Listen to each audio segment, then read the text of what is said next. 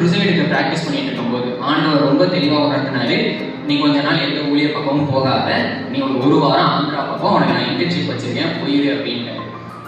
கேட்க ரொம்ப கஷ்டமா இருந்துச்சு. ஏன்னா எல்லா பக்கத்துல இருந்து நம்ம ஊர்ல கரெக்டா அப்பதான் கூப்பிட்டாங்க. ஆல்ரெடி ட்ரெயின்ல இருந்து நம்ம கிருசைட்ல இருக்க எல்லா இடத்துலையும் கூப்பிட்டாங்க. ஆனா ஆண்டவர் தெளிவா சொன்னாங்க, கிளம்பி ஊரை விட்டு கிளம்பிடு, ஒரு வருஷம் ஆந்திரா பக்கம் போ, அங்க உனக்கு என்ன பண்ணுமோ நான் பண்ணுவேன் அப்படின்னு.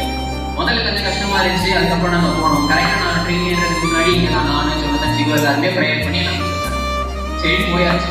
ஸோ இந்த ஒரு வருஷம் ரொம்ப கஷ்டமா தான் இருந்துச்சு. பயங்கர ஏற்ற இறக்கம் போராட்டம் எல்லாமே இருந்துச்சு. ஆனா முடிச்சுட்டு ஆண்டவர் கரெக்டா சொல்லி ஒரு வருஷம் கழிச்சு என்னை எங்க நிப்பாட்டணுமோ அவ்வளவு அழகா நிப்பாட்டிருக்கேன். அவர் சொன்ன வாக்குல ஒரு வாக்காதையும்